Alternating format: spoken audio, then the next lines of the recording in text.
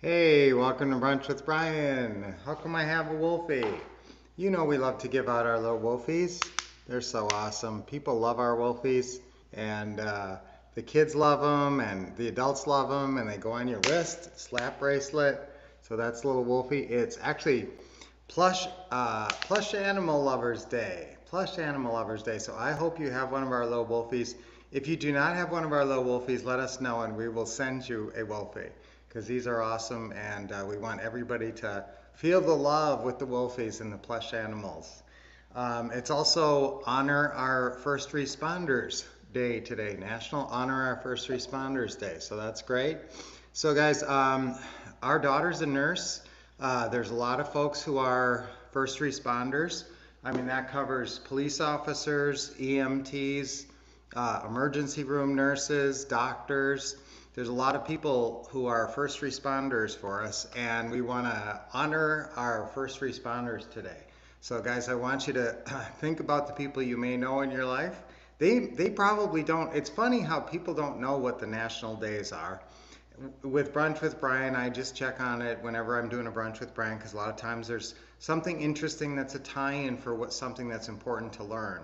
So today, think about the different jobs that people have and your job. Now, you may be working a regular 40-hour-a-week job in addition to doing your real estate investing and your side hustle, whatever your side hustles are. And guys, in today's world, you need a side hustle. You cannot save money and become financially free without some kind of an extra income. Very few people make enough money from their regular job to not only live a nice lifestyle, but also put a lot of money in the bank, save a lot of money. So if you're in that position, that's fantastic, and you should be putting a lot of money away and using it for real estate investing. That's a great use of your money. Usually the best way to use money, if you have extra money that you are putting away, once you have a good reserve, that's the money that you use to get into seller financing deals. Sometimes it costs a little bit of money up front to get into a seller financing deal. If we buy through an agent, remember our standard offer when we're offering through an agent, and we do this by email. Usually we don't send out this LOI until we at least know the agent or have talked to the agent. But at some point we're going to send an LOI and our basic terms before we know anything about the seller situation or maybe what the mortgage situation is. We just offer 10% down. Now eventually we work with agents enough to offer 8% down. So 10% down, 5% interest rate, a 30-year term, balloon if desired. So that's our offer that we make through agents.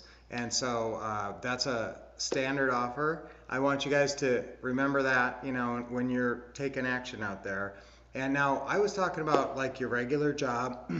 So everybody's, excuse me, everybody's regular job, regular life, whatever you're doing to make money, you need to have that, a side income to build towards financial freedom. I want you to have, a pretty clear goal on that of how much money you want to have. Wherever you're at right now, I would like you to have between $100,000 and $250,000 more by the end of next year. So we've got about 2 months left here this year, and that's plenty of time to really systemize. If you are not all set up with your LLC, phone system, social media, what our son calls your tech stack, which is all your different social medias and your website and Facebook page and that. So if you don't have all that stuff done, absolutely that's got to be done, in the next month or so. And then I want to see you guys really taking off next year and doing at least 10 deals next year. That's minimum. So I want you to think about your goals, make your goals clear, think about what you're going to do with the money. Somewhere between 100,000 minimum and 250,000. Maybe more. I'm not saying you couldn't do more, especially with the market we're coming into.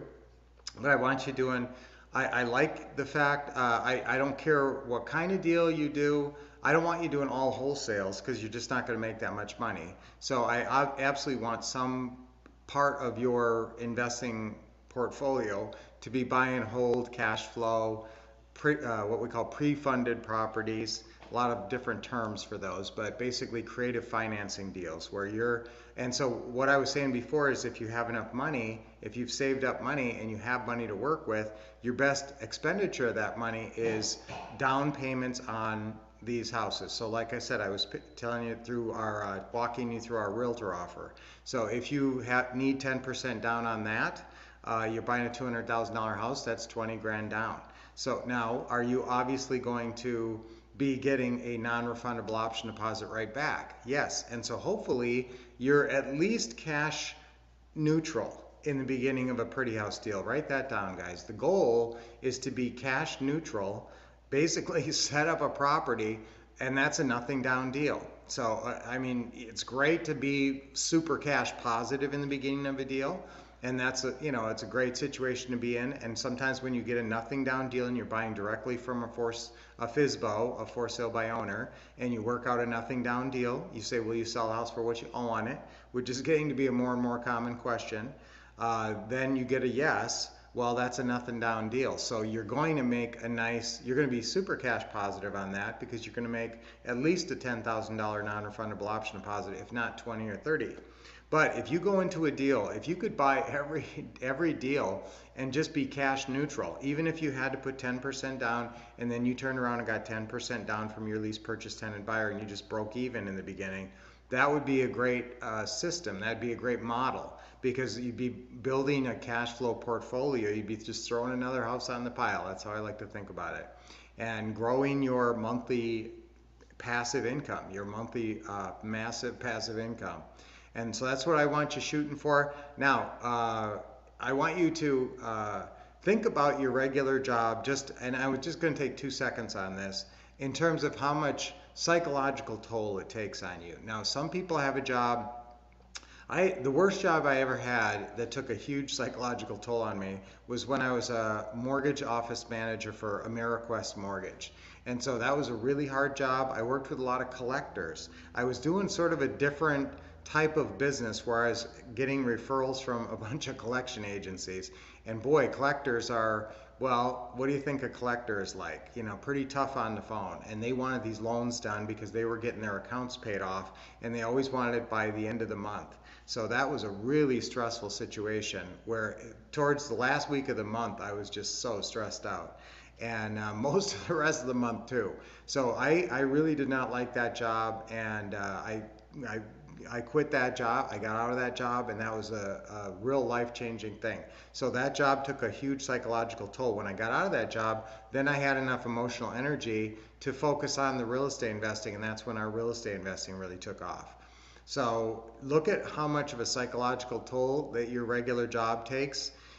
Try to think of ways that you could maybe either think differently or run your day differently or something, or work remotely more or something to lower the psychological toll of your regular work that you have to do.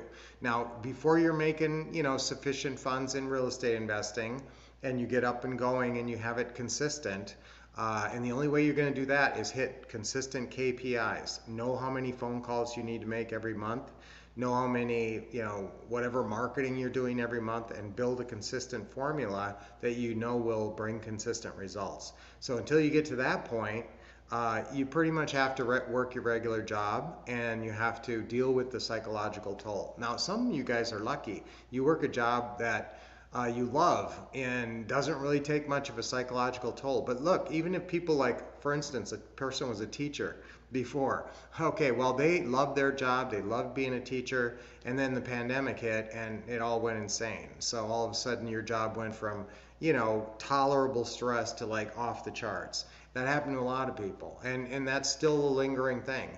And everything else going on in the world with politics and everything, that stuff's stressful. So choose your battles. You know, you can only handle so much stress before you just want to go veg out on the couch. And so try to, you know, be aware of where your stress, where the psychological toll in your life is coming from.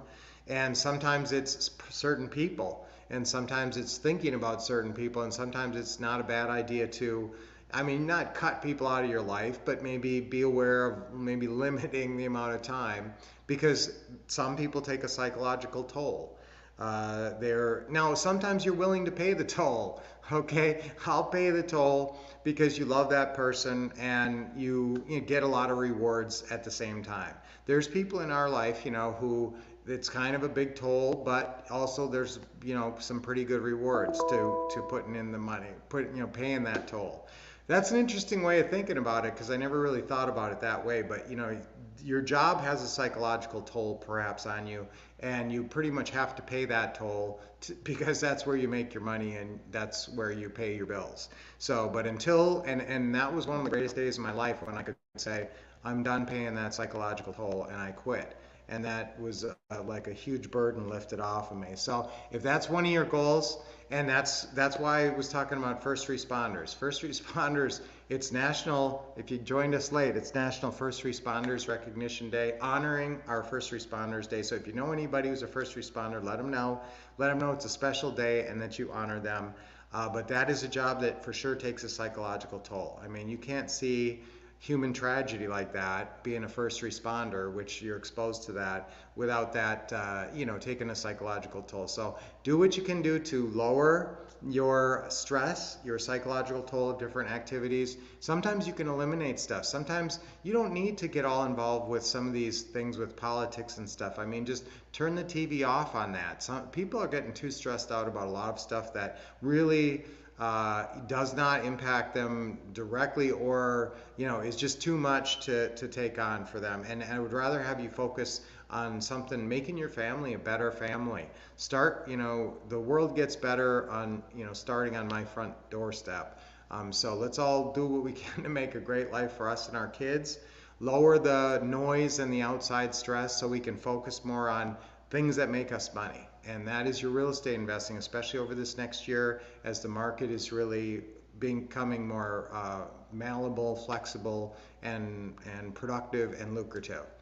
A lot of words there, a lot of nickel words. All right, so guys, let's use an affirmation today of I will use my energy wisely. Okay, because we all have, you don't always think about it this way. We only have so much physical energy for a day, and if I go play pickleball for 2 hours in that day, I'm going to have less physical energy for the rest of the day.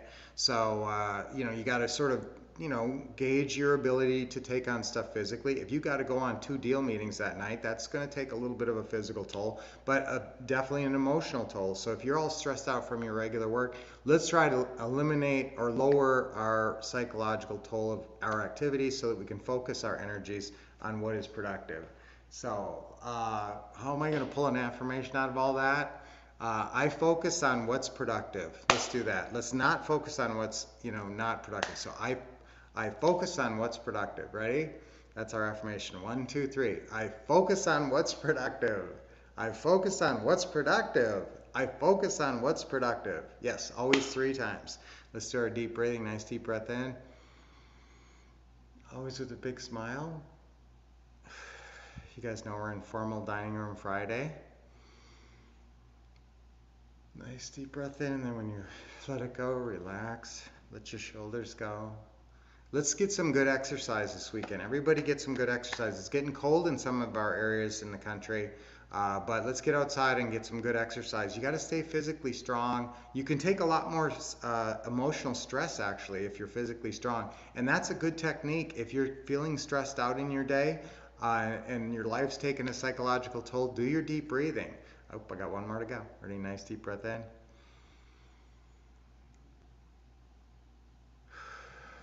That's great. And smile. Don't forget to smile because that will really help too. Smiling and deep breaths. So, great day today. Now have a great weekend. It's Friday. Get out there. Friday is the day that you set up Saturday. Saturday is the day of deal meetings. So I want you guys to always try to have 1 deal meeting a week at least and have it on usually Saturday is a good day to shoot for and to sort of target as your day for deal meetings. So call all your leads today. See if you can find somebody. Do a closing call on a great lead, seller financing seller, creative financing seller. Get an appointment for tomorrow. Go out there and close a deal. All you need is the purchase and sale agreement and the authorization to release information. And also, if they have a mortgage on the house, I want you to get the lender change of address form signed. So if you get those 3 forms signed tomorrow, you pretty much got a deal, and you're going to run title on Monday and close that deal on Friday. So let's start making some money. It can happen that fast.